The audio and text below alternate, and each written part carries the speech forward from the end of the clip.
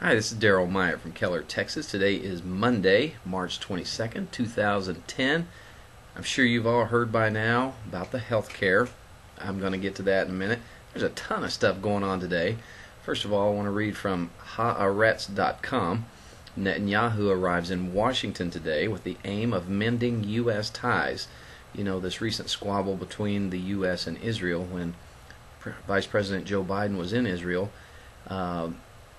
And Benjamin Netanyahu, Prime Minister of Israel, made the announcement of the building of 1,600 apartments. The U.S. totally overreacted, went into a tizzy. It just caused a huge problem. And now he's here on American soil, and they will be meeting Tuesday and Wednesday. Netanyahu brought his Minister of Defense with him, and which brings me to this next story out of also haaretz.com. Report, Netanyahu to ask Obama for weapons to strike Iran. Prime Minister Benjamin Netanyahu will use a visit to Washington this week to press the U.S. to release advanced weapons needed for a possible strike on Iran's nuclear sites, the Sunday Times reported. Now, you may have heard from my last report that Obama has withdrawn the delivery of these bunker buster bombs to Israel. And gosh, here's Netanyahu in America to try to ask for them. Let's see. Obama's withholding weapons and Netanyahu is building housing that Obama doesn't want. What do you think is going to happen here? I see negotiations going on here. Anyway, it's going to be interesting to see what comes out of this visit if Obama releases these bombs to them, because they're pretty much bunker busters and laser guided things that would help Israel to strike Iran's nuclear facilities. Okay, this out of CNN. Secretary of State Hillary Clinton vowed today that U.S. relations with Israel have not faltered despite a public dispute between the two allies. She says, "Our commitment to Israel's security and Israel's future is rock solid, unwavering, enduring, and forever." Sounds pretty promising. She told the American Israel Public Affairs Committee today, right before Israel Prime Minister Benjamin Netanyahu visits the White House. So nice to see she is backing this support for Israel. I like to see that with our government. Okay, the health care. Democrats in the House needed 216 votes to pass the Senate's version of a sweeping health care package Barack Obama has been pushing with all his presidential might. They got 219. Democrats hailed this as a landmark victory. Today is the day that is going to rank with the day we passed the Civil Rights Bill in 1964, said Representative John Dingell, Democrat out of Michigan. Whatever. Today's going to mark the day that Christian believers will say, okay, here's the first time our government tried to make us do something. Of course, very soon they're going to try to make us take this mark, and without it you won't have a job, you won't be able to buy or sell, and it will come to be known as the mark of the beast. Okay, so here's your government dictating to you where you can get health care, what you have to do to get it, how much of it is allowed to you. Boy, they are trying to control us like little sheep, aren't they? Jesus said, "My sheep know my voice." More about this health care. They approved it yesterday. They're calling this Bloody Sunday. Too funny. This is out of politicsdaily.com. None of the Republicans voted for it, and 34 Democrats voted against it. They say, "We've proved that we are still a people capable of doing big things and of tackling big issues," President Obama said shortly after the vote. Oh boy, you know, some people will look on this and say, oh, this is great, but you know, the good news is it'll probably take about 7 to 10 years before it is actually implemented and goes into place. In the meantime, this will increase fees on pharmaceuticals and medical devices and tax expensive insurance policies beginning in 2018 and expand Medicare. So don't get all in an uproar over this. It's not going to go into effect for quite some time. In fact, most likely Obama won't even be in the White House before this takes effect, because honestly, I can't see this man getting another term. Please, dear Lord, don't let that happen. Not trying to be political or anything, but hello, I don't want a Muslim running my country. Sorry. And you can argue that with me if you want. Whatever. I've seen him bowing to kings of Saudi Arabia. I've seen him talking about his Muslim upbringing. I've seen him heaping praises upon the Holy Quran, which that's not what I call that book, but it is what it is.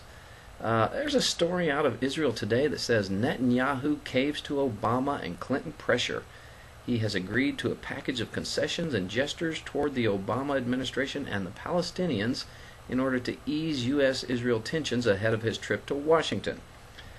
So basically saying, you know what, those 1,600 apartments, we can put them off for a while. It's no big deal. They weren't going to be built for about 3 years anyway, so I don't see what the big deal was in the first place. Israel is their own country. They have their own government, their own democracy. They can build wherever they want within their borders, no matter who likes it. Period. And telling them they can't build in a Jewish neighborhood specifically for Jewish people is racist and illegal in this country, and it should be in that one too. Don't get me started. Anyway, I don't know what to tell our children down the road when they ask us about this health care. What do we say? Gosh, I didn't vote for it. Sorry you have to deal with it, but, it is what it is. Here's a story I found very interesting. This is out of, where's this out of? This is from Arutz Sheva. After days of waiting, organizers of a Freedom of Worship rally for Jews on the Temple Mount have finally received police approval. It will be held Tuesday evening in downtown Jerusalem, tomorrow. Temple Mount activist Yehuda Glick has announced that the rally will be held at 6 p.m. at the Mashpir Plaza on King George Street under the banner, "The time for our freedom has arrived." We will call for freedom of worship throughout the Temple Mount, Glick said, even for Jews. And, they are going to be making this sacrifice on the Temple Mount, which they asked if they could do a sheep, but you know what? Wouldn't be surprised if they don't drag a red heifer up there with them. Just saying. Just saying. In that same line, there's another story. It says the Passover sacrifice would provoke Muslims. If they do sacrifice on the Temple Mount, which they've done it 3 times in the past 4 years already anyway, so nothing new there. Anyway, I want to talk to you, this whole healthcare thing. Down the road, what are we going to tell our children about this? And it just got me to thinking, there's a lot of things we need to explain to our children. But let me first start with a story out of Genesis 12, 2 through 3. And this was God talking to Abram, who became Abraham. God says, "I will make you into a great nation, and I will bless you. And I will make your name great, and you will be a blessing. I will bless those who bless you, and whoever curses you I will curse, and all peoples on earth will be blessed through you." How are all peoples on earth blessed through him? Because Jesus Christ came through his lineage. Okay? That is how all people are blessed. Let me read from Deuteronomy 6, verses 4 through 7. "Hear, O Israel, the Lord our God, the Lord is one. Love the Lord your God with all your heart, with all your soul, with all your strength. These commandments that I give you today are to be upon your hearts. Impress them upon your children. Talk about them when you sit at home and when you walk around the road, when you lie down and when you get up." Okay, so we're supposed to tell our children the great news of Jesus Christ. Let me go to Psalm 16, verses 8 and 9.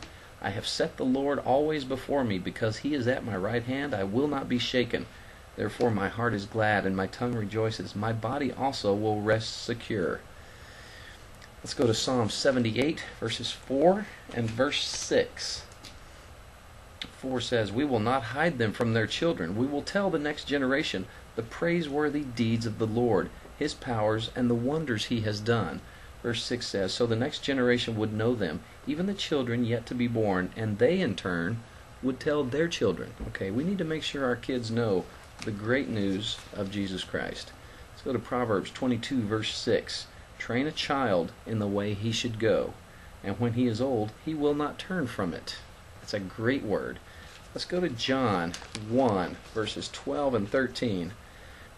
Yet to all who received him, Jesus Christ, to those who believed in his name, he gave the right to become children of God, children born not of natural descent, nor of human decision, or a husband's will, but born of God.